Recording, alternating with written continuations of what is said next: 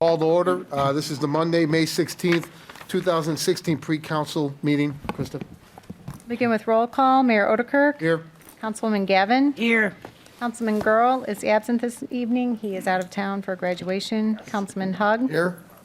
Councilman McFarland is absent. He did call. He's not feeling well this evening. Councilman Morris. Here.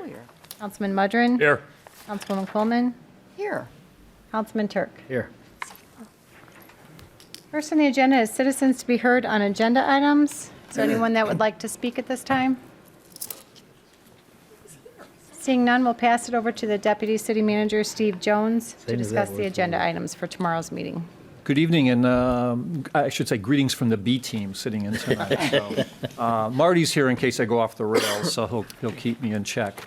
Our first item tomorrow is basically a presentation relating to the Relay for Life event, followed by a mayor proclamation relating to the Relay for Life event, and then an appointment for the Police Pension Board.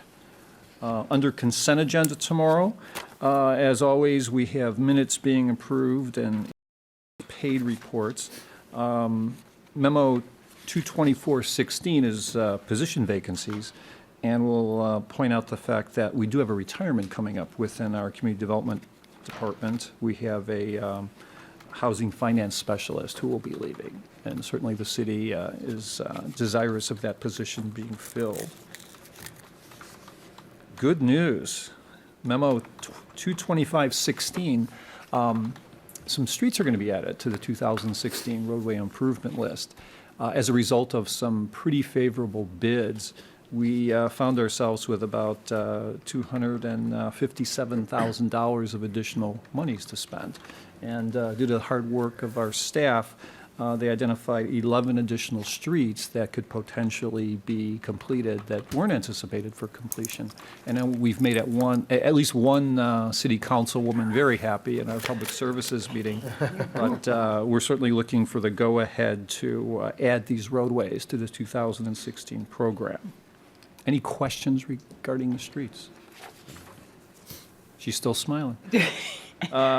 Next three items, council memo 226 through 228 are the payroll items. I won't go into those unless there are any questions.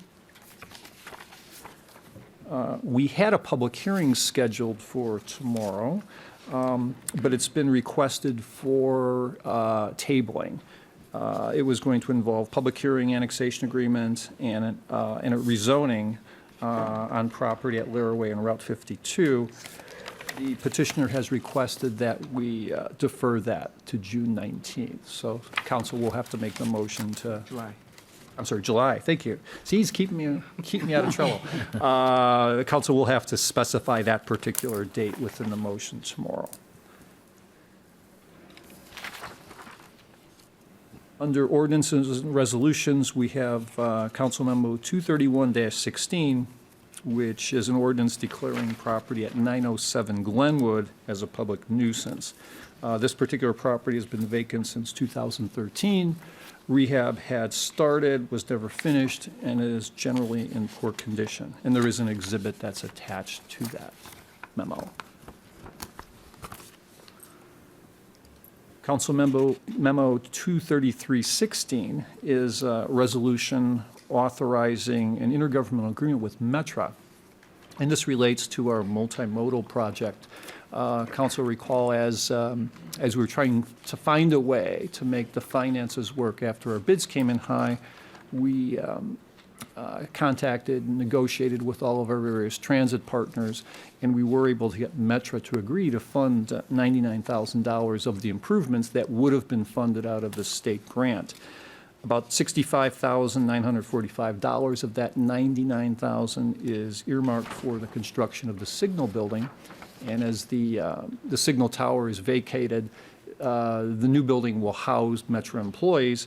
And in addition, there's $24,863 being proposed for a grant to the city, which involves maintaining the existing, not the existing, but maintaining the envisioned length of the canopies on the Amtrak Heritage Corridor platform. As part of our cost cutting, we had talked about shrinking that in a little bit to save money. Metra thought it was important, and they said, we'll pony up and pay for the dollar amount. And there's also some design fee built into that as well. So $99,000 would be provided to the city. Any questions on that? Council Memo 234-16. This is a resolution appropriating MFT funds for Phase 1 engineering for Essington Road improvements. This involves basically a 5-lane cross-section on Essington between Route 52 and Black Road. The total dollar amount for this is $214,216. And there's a companion item at the end awarding the contract. Any questions on that? Next item is Council Memo 235-16, and this is a resolution to approve MFT funds for the construction of Frank Avenue from Center to Broadway. This construction project's part of our 2016 roadway program, and the grand total being requested for appropriation is $290,543.50. Any questions? Next item, Council Memo 236-16. This is a resolution appropriating MFT funds for both Phase 1 and Phase 2 engineering that relates to structural repairs and some rehabilitation work on the Washington Street Bridge. This is over Hickory Creek.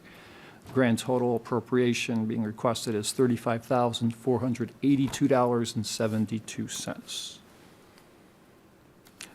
Next item, Council Memo 237-16. This is a resolution approving MFT funds for the reconstruction of 2 roadways, Mason from Robb to Center and Mayfield from Springfield to Madison. The grand total appropriation request is for $417,223.36.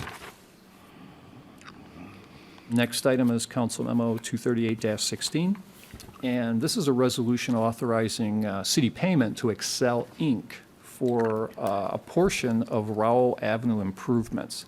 It's about a half mile of Rowell, which is north of Laraway, which is to be constructed, designed by Excel.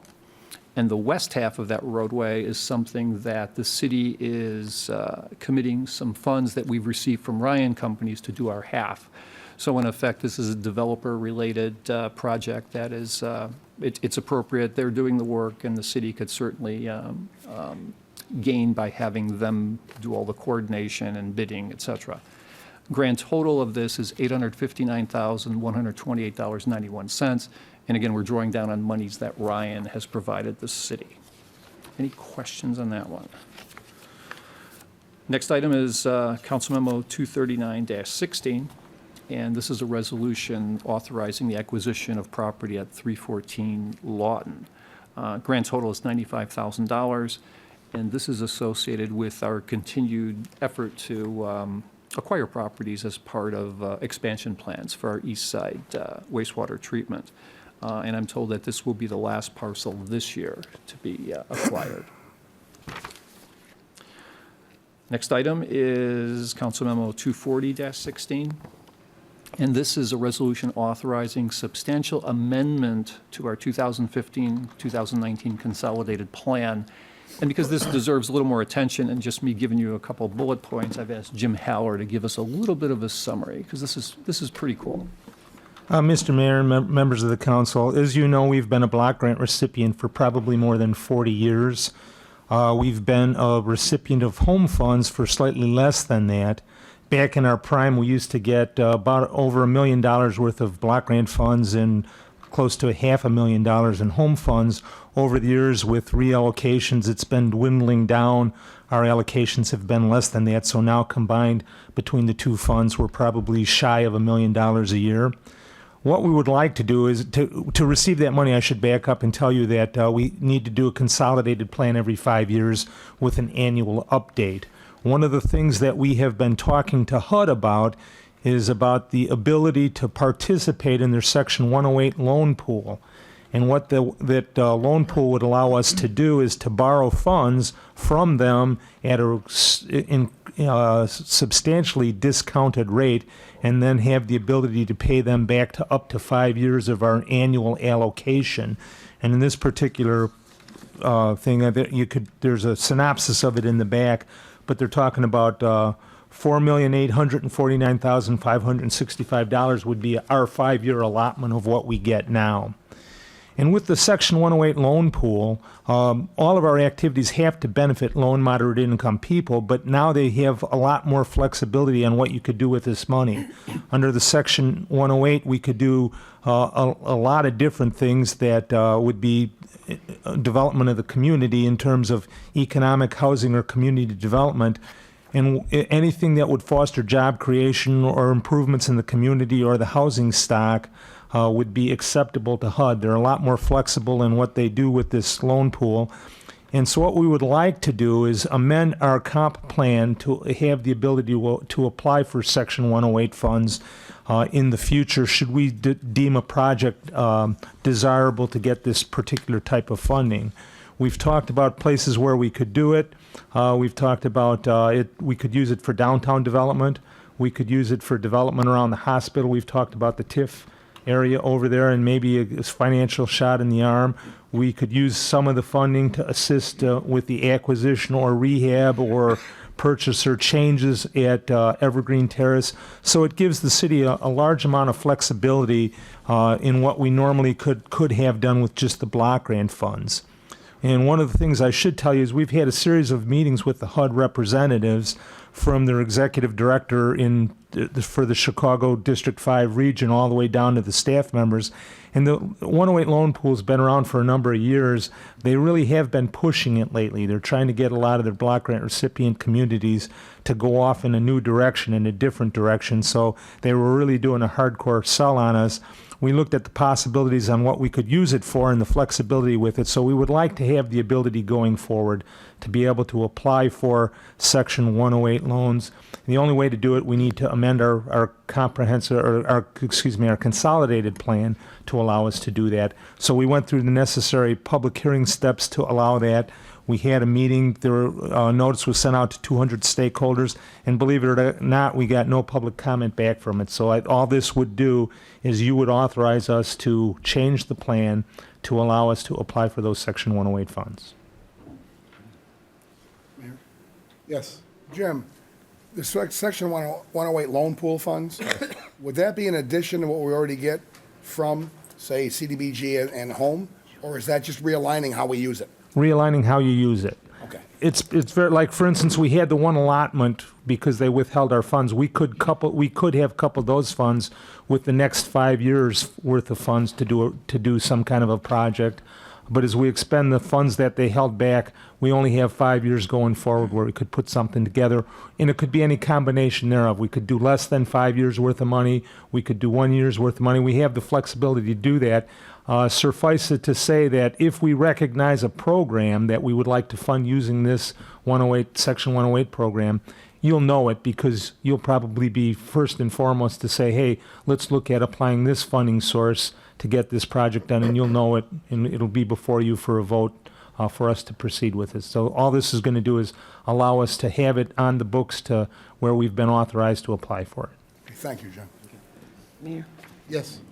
Jim, I also see that these funds could be used in terms of job creation, businesses, nonprofits. Yes. And so does this mean that we can assist some of our nonprofits in some of the community stabilization programs that they may have? Or how would that sort of thing look or work? Well, from our discussions with HUD, they're very flexible on how this would work. The primary thing is that we can't ignore the fact that it's got to benefit low and moderate income people. Absolutely. Okay. And the interesting thing about it is almost any project you could conceive in the city of Joliet probably would foster that goal to help those folks. But yes, we could.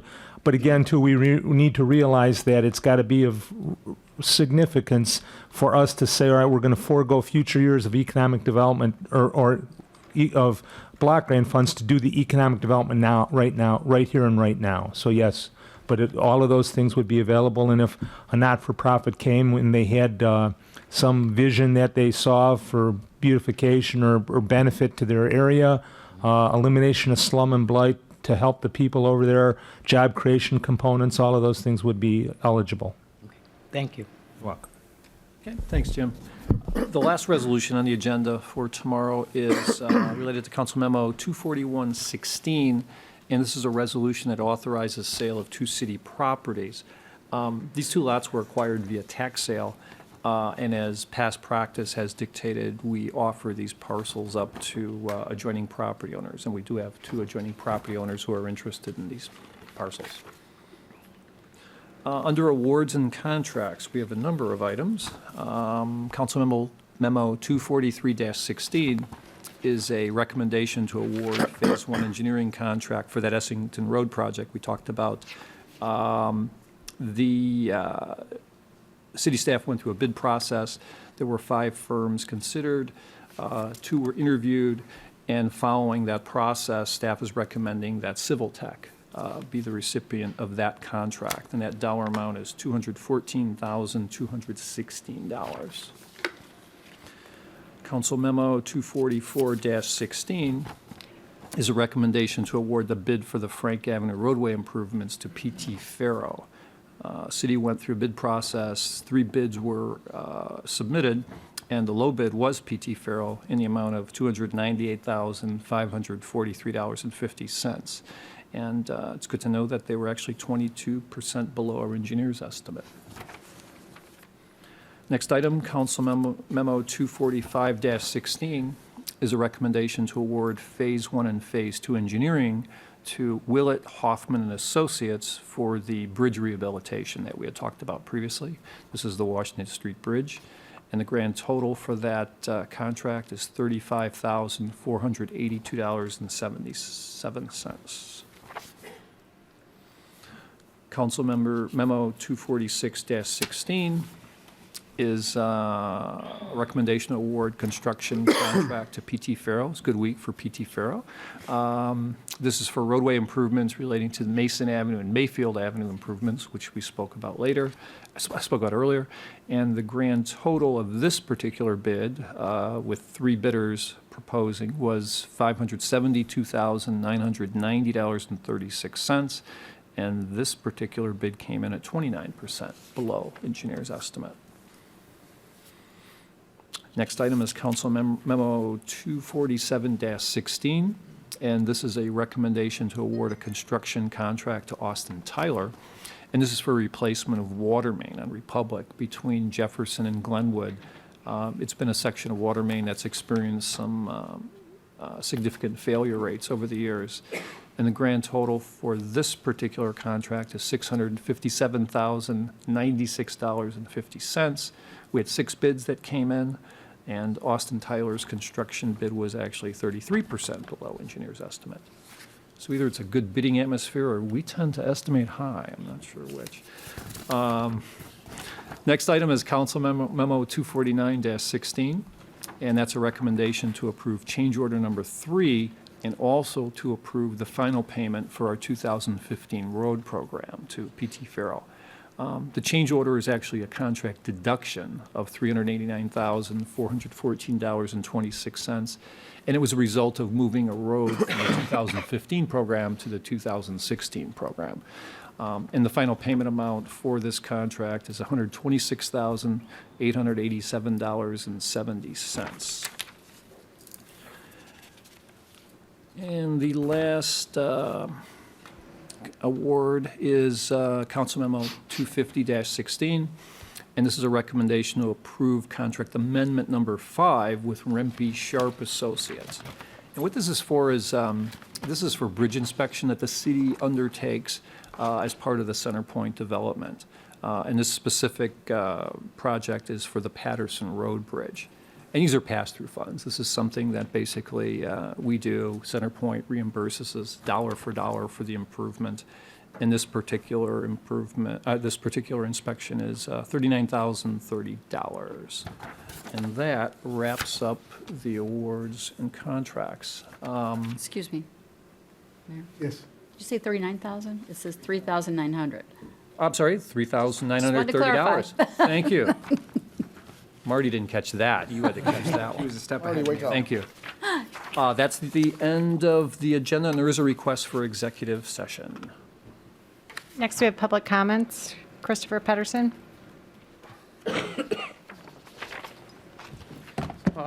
Statesman IFB Pro Christopher Pedersen, 702 Vine Street, Joel, 905. To this distinguished body of councilmen and councilwomen, I want to address full council, legal counsel, Deputy City Manager Steve Jones on the direction of the great city of Joliet, City Champions, Crossroads, America, State of Illinois, and the state of our city at this time. I want to see full cooperation from our city council to place a 2017 Will County Capital Improvement Project at North Railway Road. Also, the U.S. Project Superstructure Bridge that's going to be placed over the Splains River, 7-Point Way. Full cooperation there with our city council. Also, make sure Holstein Management Firm managed the Evergreen project properly over the period that our city council has picked out for that project with the correct scenario. If I could have council approve my administration. Thank you. Anyone else under public comment? Seeing none. Is there a motion to go into closed session to discuss personnel, collective bargaining, land acquisition, or conveyance pending or threatened litigation, after which the meeting will be adjourned? So moved. Second. Is there a motion seconded to approve? Councilwoman Gavin? Aye. Councilman Hug? Aye. Councilman Morris? Aye. Councilman Mudrin? Aye. Councilman Coleman? Aye. Councilman Turk? Aye. Motion carried.